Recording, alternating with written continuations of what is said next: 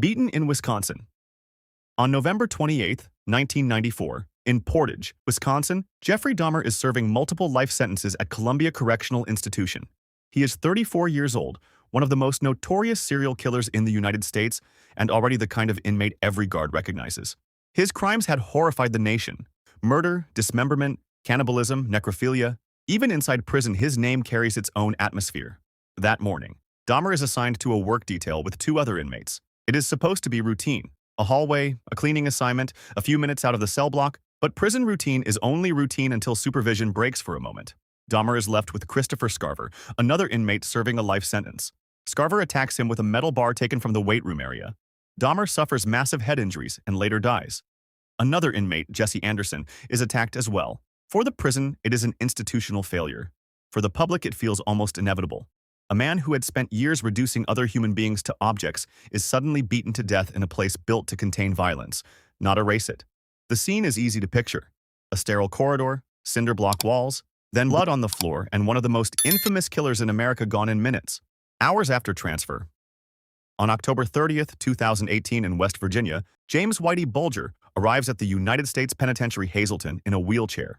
He is 89 years old. He has already lived several lives: Boston mob boss, FBI informant, fugitive, convicted murderer. By the time he reaches Hazleton, his body is old, but his reputation is still radioactive. That reputation matters. In prison, identity is never just biography. It is threat, stain, and target. Bulger is not only famous, he is known as a gangster who informed for the FBI, and inside that world, being labeled an informant can follow a man harder than any sentence. He had been transferred from a prison in Florida only hours earlier. He had just arrived. By the next morning, he is dead. Prosecutors later say two inmates went to his cell and beat him to death. His body is found wrapped in a sheet, bloodied and broken.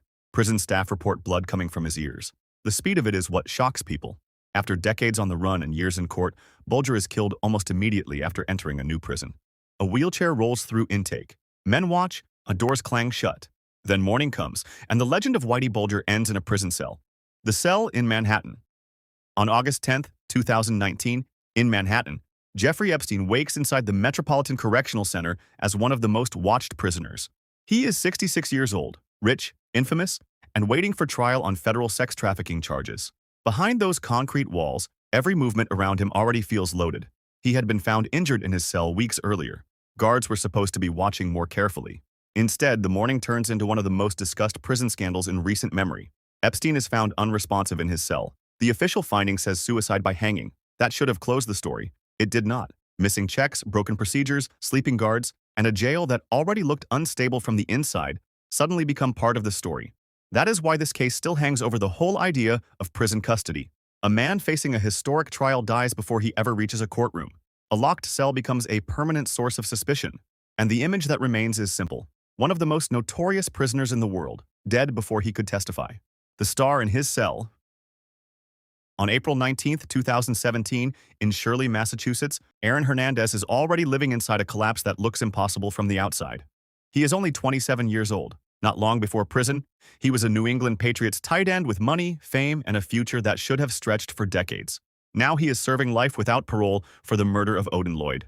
What makes the case hit so hard is how fast the fall happened. Hernandez had once looked like one of the brightest young stars in football. Then came the arrests, the trial, the conviction, and the spectacle of a public life folding in on itself. Days before his death, he had been acquitted in a separate double murder case.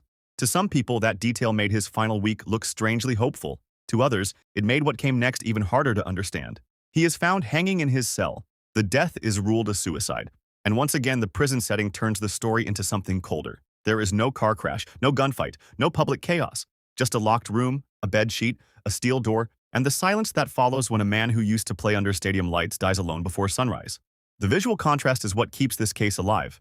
Sunday crowds and touchdowns on one side, fluorescent prison light and a narrow cell on the other. Dead after extradition. On June 23, 2021, near Barcelona, John McAfee is sitting in a prison cell while the law closes in around him. He is 75 years old, world famous for the software that carries his name, and still acting like a man who believes he can talk his way out. For years, he had lived in a cloud of money, paranoia, drugs, politics, and myth. Then the ruling comes down. Spain's High Court authorizes his extradition to the United States, where he is wanted on tax charges. McAfee still has legal options left, but the psychological blow lands anyway. For a man who had spent years performing freedom as if it were a personality trait, the idea of being sent back in chains is its own kind of collapse. Hours later, he is found dead in his cell. Spanish authorities moved toward the conclusion that it was suicide, and a Spanish court later upholds that finding. His family disputes it, which keeps the case unsettled long after the official ruling. That is what makes the story so strong on screen. A man who built an identity around outsmarting systems is finally cornered by one. A narrow bed, bare walls, a ruling on paper, and then, before the flight to America can even happen, he is dead. The Arctic Colony. On February 16, 2024, in Karp, inside the Russian Arctic, Alexei Navalny is being held in a special regime penal colony, far from Moscow and far from ordinary life. He is 47 years old, the most recognizable face of Russia's opposition, and he is serving a 19-year sentence that many governments and human rights groups view as politically driven. The colony itself looks like punishment before a prisoner even enters a cell. Snow, isolation, barbed wire, and distance. Navalny had already survived an earlier poisoning that he blamed on the Kremlin. He had returned to Russia anyway and was arrested. From there, prison became part of the state's message.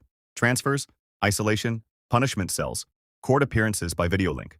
The system around him seemed designed not only to confine him, but to wear him down in public view. Then, the prison service announces that he has died. Russian authorities present it as a sudden collapse after a walk. His allies reject that version. Western governments openly blame the Russian state for his death. The result is that even the basic facts arrive wrapped in politics, grief, and accusation. Still, one image cuts through everything. A dissident dies in a penal colony above the Arctic Circle. Ice, gray barracks, armed guards, and a man already isolated from the country he wanted to change. Dead before the verdict. On March 11, 2006, in Scheveningen near The Hague, Slobodan Milosevic is nearing the end of one of the most important war crimes trials in modern history. He is 64 years old, the former president of Serbia and Yugoslavia, and he is facing charges of genocide, crimes against humanity, and war crimes tied to the Balkan conflicts of the 1990s. Few prisoners have ever carried a courtroom shadow as large as his. By this point, the trial has already become a spectacle of history, law, ego, and delay. Milosevic defends himself. He cross-examines witnesses. He stretches proceedings into years. His health repeatedly causes interruptions. For prosecutors, it is a slow attempt to pin mass bloodshed to a single leader. For victims, it is a chance to hear responsibility named out loud. Then it stops. He is found lifeless in his bed at the United Nations detention unit. Later reporting says he died of heart failure before any verdict could be delivered. That changed everything. No final judgment, no formal conviction at the end of the trial, just a dead defendant and a historical argument left hanging. What makes this prison death so disturbing is not physical brutality. It is incompletion. A man accused in relation to some of the worst violence in Europe since the Second World War dies in custody before the law can finish speaking. The last prisoner in Spandau. On August 17, 1987, in West Berlin, Rudolf Hess is 93 years old and still locked inside Spandau prison. Once he had been one of Adolf Hitler's closest men. Now he is an old, frail relic of the Third Reich, imprisoned for so long that the prison around him has become part museum, part absurdity, and part warning from another age. Since 1966, he has been the only inmate in the entire facility. That fact alone makes the story unforgettable. An enormous prison maintained for a single old man. Empty corridors. Locked gates that open for no one else. Guards rotating between the Allied powers, each one helping maintain a system built for a world that had already disappeared. A whole institution still standing for one prisoner whose life had outlasted the regime he helped build. Hess had spent decades there after being sentenced at Nuremberg, and over time, Spandau began to feel less like an ordinary prison and more like a sealed historical exhibit. On that August day, he is found with an electrical cord in a garden summer house on the prison grounds. His death is officially ruled a suicide. But because the case involved one of the last surviving major Nazis, and because the prison itself was wrapped in Cold War symbolism, the death kept an aura of mystery long after the official ruling.